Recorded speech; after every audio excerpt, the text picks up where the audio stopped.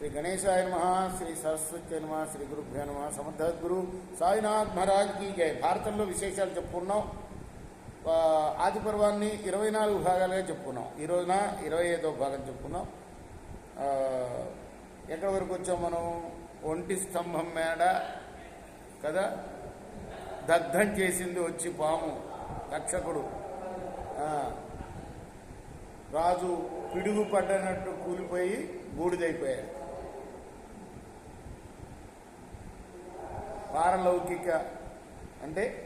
పారలౌకిక కార్యాలు అంటే ఏమిటవి? అంటే దహనం చేయటము, కర్మ చేయటము, ఇవన్నీ పూర్తి చేశారు. తర్వాత రాజపురోహితులు, మంత్రులు అందరూ కలిసి పరీక్షిత్ కుమారుడైన చిన్నవాడే, పిల్లవాడు, శిశువే, ఇంకా వాడికే పట్టాభిషేకం చేశారు. రాజుల్లో అదొకటి, చిన్నపిల్లాడైనా కూర్చోబెడతారు సింహాసనం మీద. బాలుడు అయినప్పటికీ వాడు, ఆ పిల్లవాడు మహాపురుషుల బుద్ధితో సమానంగా ఉంటాడు. నేను మనవాడు వాడిని చూస్తే నాకు విచిత్రం అనిపించింది. అంటే ఏంట్రా, నేను మర్చిపోయింది కూడా గుర్తు చేస్తున్నాడు. తర్వాత మా సూర్యకాంతం అని ఒక ఉండేది, ఆ గుళ్ళోకి వచ్చేది, రోజు భగవద్గీత చెప్పడం అక్కడే, ఆమె వల్లే అలవాటైంది. ఆ పాపం నన్ను నా చేతి చెప్పించుకుంటేది రోజు. అలా ఈ పురాణాలు చెప్పడం అలవాటైంది నాకు. అర్థమైందా? ఆ మనవడు పిల్లవాడు ఉండేవాడు, ఎంత మర్యాదనో వాడు. వాడిని చూసి నేను అనుకుంటాను, నేను ఎంత కోపిస్తుంది, ఆ పిల్లవాడు ముందు నేను ఎందుకు పనికిరాను అనుకునేవాడు. అంత నమ్రత ఉండేది ఆ పిల్లవాడు. ఇంతకీ ఏంటంటే, పరీక్షిత్ కుమారుడు జనమేజయుడు శిశువు అయినప్పటికీ, చిన్నపిల్లవాడు అయినప్పటికీ మహాపండితులో సమానమైన ప్రజ్ఞ ఉండేది వాడు. అలానే ధర్మరాజు ఎటువంటి వాడో అటువంటి వాట జనాల్లో పేరు పొందాడు. రాజ్యాన్ని ధర్మబద్ధంగా పాలిస్తున్నాడు.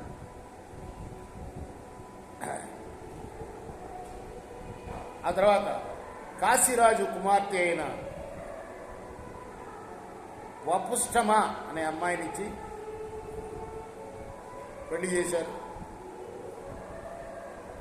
ఆ తర్వాత ఆనందంగా ఏకపత్ని వ్రతుడై పరిపాలిస్తున్నాడు రాజ్యాన్ని, రాముళ్లాగా అతను.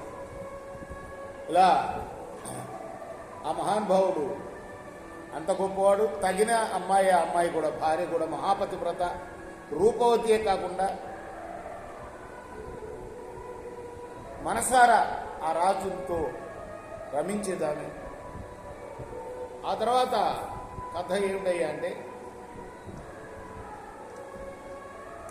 ఆ జనమేజయుడు రాజ్యాన్ని పరిపాలిస్తున్న రోజుల్లో మహాతపోధనుడైన జరత్కారుడు దేశం అంతా కూడా సంచారం చేస్తున్నాడు. ఏ గ్రామంలో, ఏ స్థానంలో ఉన్నప్పుడు సాయంకాలం అవుతుందో అక్కడే వెళ్ళిపోయేవాడు మహానుభావుడు. ఇది ఆ మహామునీంద్రుడి యొక్క నియమం. రోజు పర్యటన చేస్తుండమే, ఎక్కడ రాత్రి అయితే అక్కడ ఉండిపోవడం. ఈ కఠోర నియమాన్ని ఎవరు కూడా నిజానికి ఆచరించలేరు, చాలా కష్టం. పుణ్యతీర్థాల్లో పుణ్యస్నానాలు చేస్తూ దేశ సంచారం చేస్తున్నాడు ఈయన.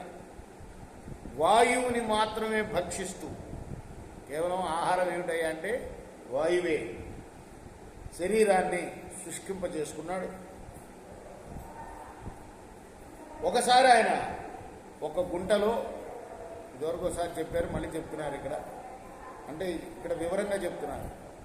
జనమేజయుడు రాజ్యం చేస్తున్నప్పుడు ఈ జరత్కారుడు ఇలా ఊరు ఊరు తిరుగుతూ ఒకచోట తలకిందులుగా వేలాడుతున్న తన పితృదేవతలను చూశాడు ఒక గుంటలో.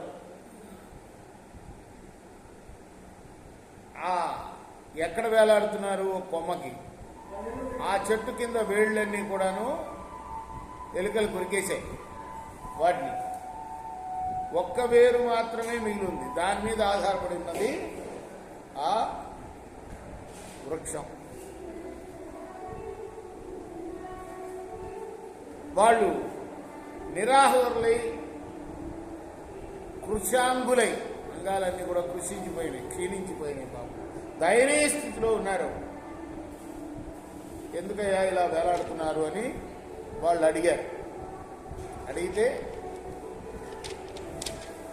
వాళ్ళు చెప్పారు, మాకు దౌర్భాగ్యుడు ఉన్నాడు, మా వంశీకుడు, వాడు ఇప్పుడు ప్రస్తుతం చివరివాడు, వాడేమో వివాహం చేసుకోకుండా తిరుగుతున్నాడు, వాడికి వివాహం కాకపోతే వాడికి సంతానం కాకపోతే మా మోక్షం ఉండదు, అందుకోసం ఇలా ఉన్నాము అని వాళ్ళు చెప్పారు. ఇక్కడ మనం ఆపుదాం, రేపు కొనసాగిద్దాం. కృష్ణార్పణమస్తు.